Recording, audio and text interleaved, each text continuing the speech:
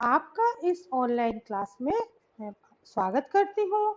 आज हम कक्षा 10वीं हिंदी विशिष्ट के पद्य खंड से नीति धारा गिरधर की कुंडलियों का संदर्भ, प्रसंग और व्याख्या को देखते हैं।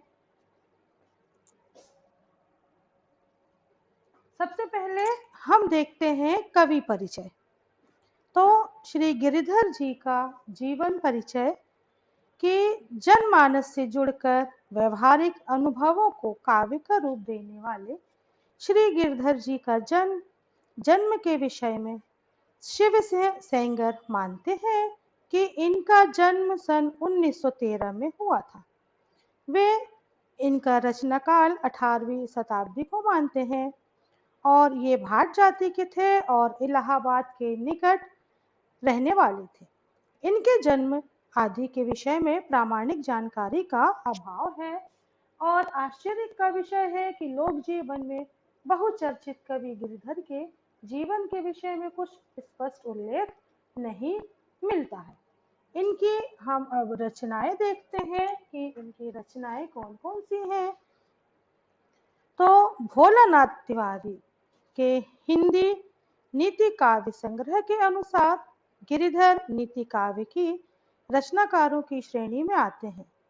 आपके कुंडलिनियां हाथ से लिखी गई हैं और जिनको पोथियों के रूप में भी पहचाना जाता है। इनकी कुंडलियों के 10 संस्करण प्रकाशित हुए हैं। अभी तक प्राप्त संग्रहों में जो सबसे बड़ा संग्रह है उसमें 457 कुंडलियां संग्रहित हैं। अब आपका भाव पक्ष देखते हैं। तो गिरधर जी के जीवन के सभी पक्षों का व्यवहारिक ज्ञान था। इन्होंने समाज, व्यक्ति, व्यवहार आदि संबंधी नीतिपरक कुंडलियों में सटीक परामर्श दिए हैं। यही कारण है कि जनजीवन में उनकी कुंडलियां स्थान एक महत्वपूर्ण स्थान रखते हैं। फिर है कला पक्ष और भाषा शैली। तो कविवर गिरिधर की अधिकतर कुंडलियां अवधी भाषा में रचित हैं। उन्होंने कुछ दोहे, सोरठे और छप्पे लिखे हैं जिनकी ख्याति आधार उनकी कुंडलियां हैं। सीधी, सरल और व्यवहारिक भाषा में और जीवन की यथार्थ को सहज ही अभिव्यक्ति की है। आपका साहित्य में स्थान। मानव को व्यवहारिक जीवन की सफलता को सूत्र सुझाने वाले रचनाकारों में कवि गिरधर का स्थान बड़ा सम्मानजनक है। हिंदी के नीतिपरक काव्य रचना करने वालों में यह महत्वपूर्ण स्थान रखते हैं। अपनी कुंडलियों के कारण ये निरंतर स्मरण किए जाते रहेंगे। आइए अब हम इस कविता का केंद्रीय भाव देखते हैं बच्चों कि किस भावना से और प्रेरित होकर श्री गिरधर जी ने इसकी रचना करी थी। तो गिरधर की कुंडलियों में नीति के उपदेश देते हुए कवि ने कहा है कि मनुष्य को बीती बातें भुलाकर भविष्य के विषय में विचार करना चाहिए और मनुष्य को अपना कार्य संपन्न होने से पूर्व किसी को भी नहीं बतलाना चाहिए। जो व्यक्ति बिना सोच विचार के कार्य करता है उसके पास पछताने के अलावा कुछ भी नहीं होता। धन पाकर मनुष्य को गर्व नहीं करना चाहिए।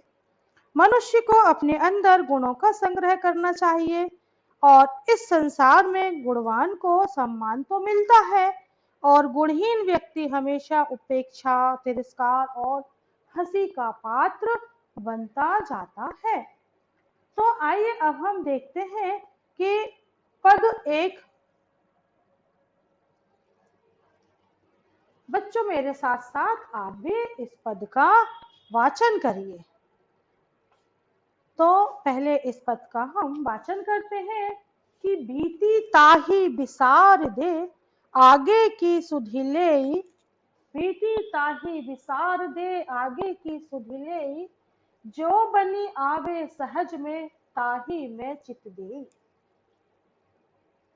दुर्जन हंसे न कोई चित में खता न पावे, कह गिरिधर कविराय यह करु मन परतीति। आगे की सुख समुझी हो बीती सो बीती। अब कठिन शब्दों के अर्थों को देखते हैं। बीती का मतलब होता है जो बीत गया हो, ताही उसी को विसारी दे, भूल जाना। और दुर्जन, दुष्ट लोग, खता, गलती। और बीती सो बीती, जो बीत गया सो बीत गया। अब लिखते हैं इसका संदर्भ। आप परिचित हो गए कि संदर्भ में क्या लिखा जाता है।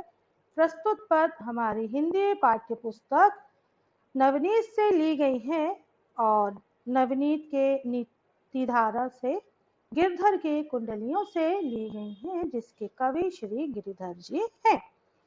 इसका प्रसंग है, इसमें कवि ने व्यवहारिक जीवन की यह बात बताई है कि बुद्धिमान व्यक्ति वही होता है जो पुरानी बातों को भुलाकर आगे के लिए सचेत हो जाता है।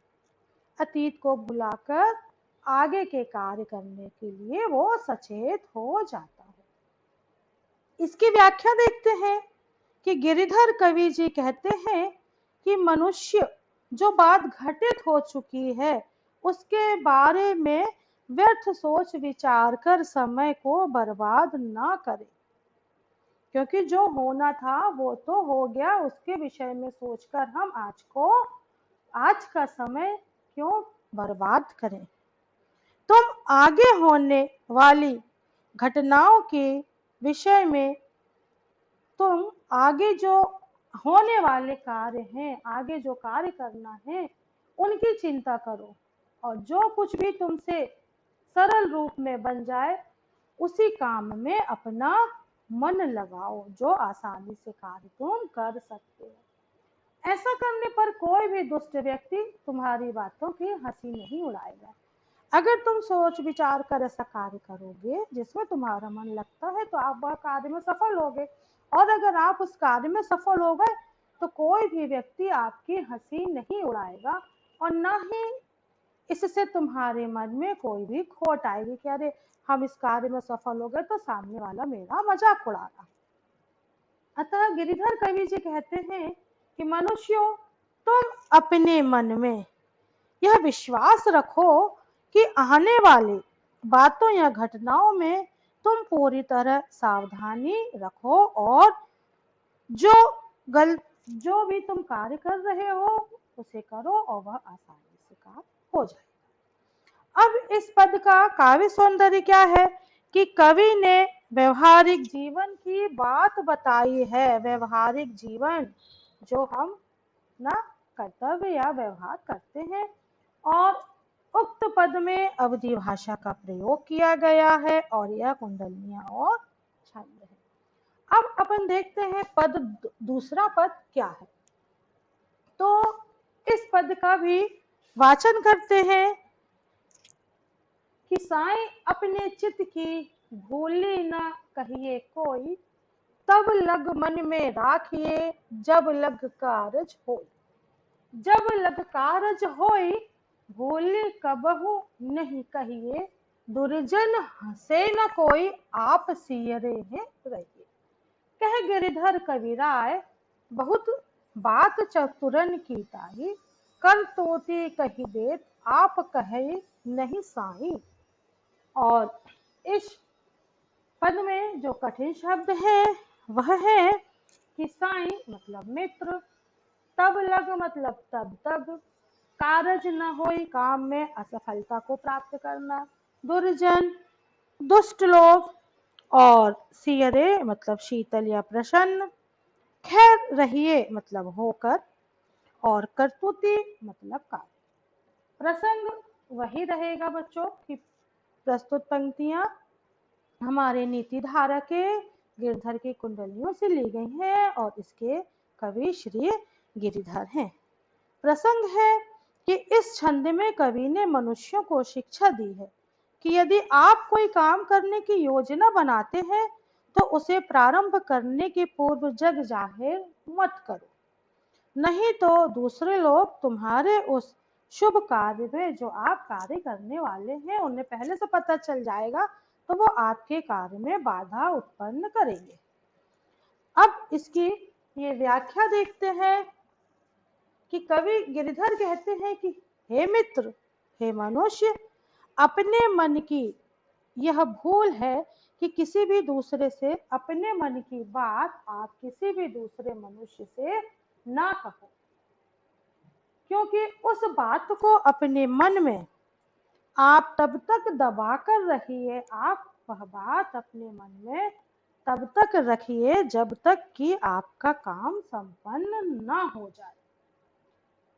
भूल कर भी वह बात आप किसी से मत कहिए, क्योंकि ऐसी नीति है और ऐसा व्यवहार भी है कि इसमें दुर्जन लोगों को हंसी उड़ाने का अवसर नहीं मिलेगा। अगर आप अपना कार्य करते हैं और जब तक कार्य संपन्न नहीं होता आप अपनी बात किसी से नहीं बोलते, कार्य करने का तरीका क्या है, आपको कौन सा कार्य करना है, तो दूसरे मनुष्यों को उस बात का पता नहीं चलेगा और वो इस चीज की आप में न तो बाधा उत्पन्न करेंगे, न ही आपके कार्य में हंसी उड़ाएंगे, और स्वयं आपके चित्त को भी इससे, आपके मन को इससे शांति और खुशी और आनंद प्राप्त होगा।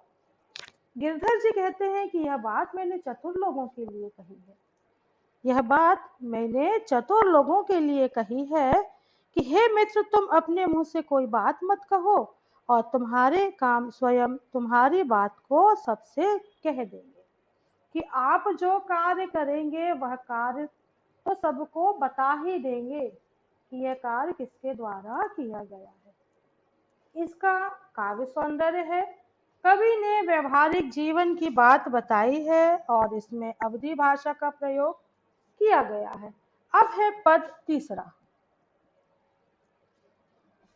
इसका वाचन करते हैं। बिना विचारे जो करे सो पाछे पछताए, काम बिगाड़े आप नो जग में होत हसाए। खान पान सन्मान राग रंग मन ही ना भावे, कह गिरधर कविराय दुख कछु टरत न टारे। खटकत है जी माही कियो जो बिना विचारे। इसके कठिन शब्द हैं। बिना विचारे मतलब जो बिना सोचे समझे, और जग मतलब संसार, होत हंसाए हंसी उड़ती है, टरत न टावे जो टालने से भी नहीं टलता है। इसका संदर्भ बच्चों वही आएगा, और आपको मालूम है कि यह प्रस्तुत पद हमारी हिंदी पाठ्य पुस्तक के नीति धारा से गिरधर की कुंडलियों से लिए गए हैं और इसके कवि श्री गिरिधर हैं। और प्रसंग है कि इस छंद में कवि कहते हैं कि मनुष्यों को बिना सोचे विचारे कोई भी कार्य नहीं करना चाहिए। तो व्याख्या है, देखते हैं कि गिरधर जी कहते हैं कि बिना सोच और विचार के जो कोई भी व्यक्ति कार्य करता है उसे बाद में पछताना पड़ता है। ऐसा करने से एक तो उसका काम बिगड़ जाता है और दूसरे संसार में उसकी हंसी होती है, अर्थात सब लोग उसका मजाक उड़ाते हैं।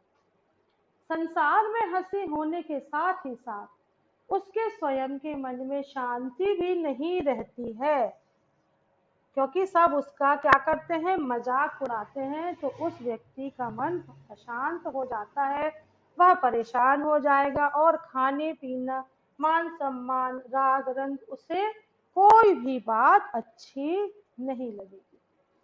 तो कवि गिरधर कहते हैं कि इससे उत्पन्न दुख को, जो व्यक्ति हमारे हम कामों की मजाक उड़ाते हैं और हमारा मन परेशान हो जाता है, तो यह ऐसा दुख है कि यह टालने पर भी नहीं टलता, अर्थात भगाने पर भी वह नहीं भगाता, और हमेशा ही मन में यह बात खटकती रहती है कि बिना सोच विचार के काम करने से मुझे यह परेशानी झेलनी पड़ रही है, हमारे ऊपर यह मुसीबत आ पड़ी। विशेष है इसका कि टरत न टारे मुहावरे का सुंदर प्रयोग किया गया है और अवधी भाषा का इसमें प्रयोग किया है। अब देखते हैं पद 4, तो वाचन करिए मेरे साथ। दौलत पाए न कीजिए सपने में अभिमान, चंचल जल दिन चारि को ठाऊ न रहत निदान। ठाऊ न रहत निदान जियत जग में जस लीजे, मीठे वचन सुनाए, विनय सब ही की कीजिए। कह गिरधर कविराय, अरे यह सब घट दौलत, पाहुन निषिदिन चारी, रहत सब ही के दौलत। तो शब्दार्थ दौलत मतलब सबको पता है बच्चों, धन संपदा, संपत्ति। अभिमान का मतलब घमंड, और चंचल जल मतलब जो पानी, बहते हुए पानी के समान है।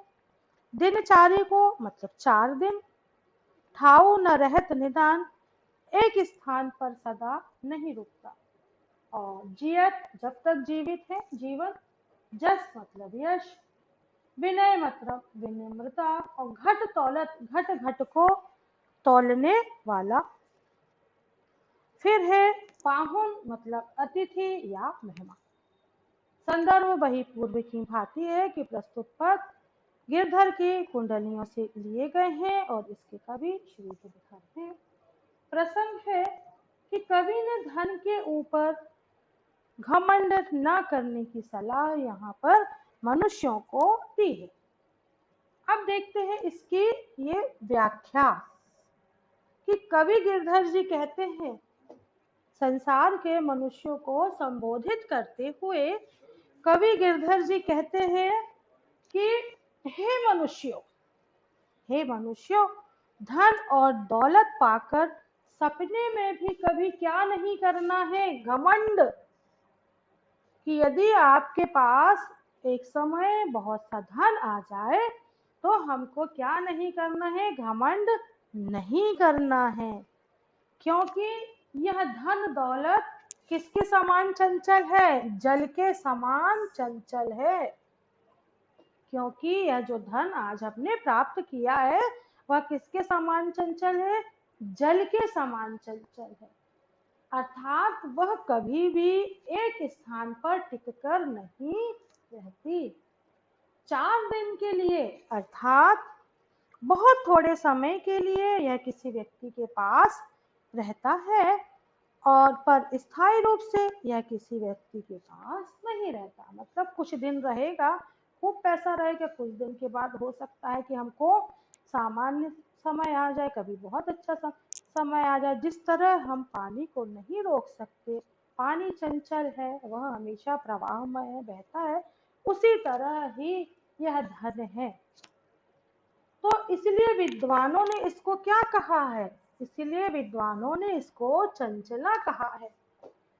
और हे मनुष्यों, संसार में आए हो तो ऐसा काम करो कि मनुष्य, आप संसार में आए हो तो ऐसा काम करो जिससे आपको जीवन में यश मिले, आपका नाम हो, सभी से मीठे वचनों में बोलो तथा सभी के साथ विनय पूर्वक, विनम्रता पूर्वक मिलिए। तो यहाँ पर कवि गिरधर जी कहते हैं कि दौलत मनुष्यों को तौलती फिरती है, दौलत मनुष्यों को तौलती फिरती है। यह केवल 4 दिन के लिए अर्थात थोड़े समय के लिए है। यह किसी के घर मेहमान बनकर आती है। जैसे मेहमान कुछ समय के लिए आते हैं, बच्चों आपको पता होगा, हमेशा के लिए तो कोई मेहमान आता नहीं है, कुछ समय के लिए आते हैं और फिर वापस चले जाते हैं। इसी तरह धन को चंचला कहा है, जो कुछ समय के लिए एक मेहमान रूपी बनकर आती है। तो इसका काव्य सौंदर्य देखते हैं। इस पर बोला है कि धन पर मनुष्य को कभी भी घमंड या गर्व नहीं करना चाहिए। अब देखते हैं इसका अगला पद क्या है। तो पद 5, इसका आप वाचन करिए। पद 5, गुण के गाहक सहस नर, बिन गुण लहे न कोय। गुण के गाहक सहस नर, बिन गुण लहे न कोय। जैसे कागा कोकिला, शब्द सुने सब कोय। शब्द सुने सब कोय, कोकिला सबै सहावन। दोई को इक रंग, दोई को इक रंग, काग सब भय अपावन। कह गिरधर कविराय, सुने हो ठाकुर मन के। बिन गुण लहे न कोई, सहस नर गाहक गुण के। सहस नर गाहक गुण के। अब इसके के कठिन शब्दों के अर्थों को देखते हैं। गुण मतलब गुण आपके, सहस्र नर मतलब हजारों मनुष्य या हजारों आदमी, लह मतलब प्राप्त करना, अपावन मतलब अपवित्र। संदर्भ बच्चों पूर्व की भांति है। आप बोलिए क्या है इसका संदर्भ? Very good. प्रस्तुत पद हमारी हिंदी पाठ्य पुस्तक के नीति धारा के गिरधर की कुंडलियों से लिए गए हैं और इसके कवि श्री गिरिधर है। और इसका प्रसंग है कि कवि गिरिधर कहते हैं कि संसार में गुणों का ही महत्व है, बिना गुण के कोई किसी को भी नहीं पूछता। अब इसकी व्याख्या को देखते हैं।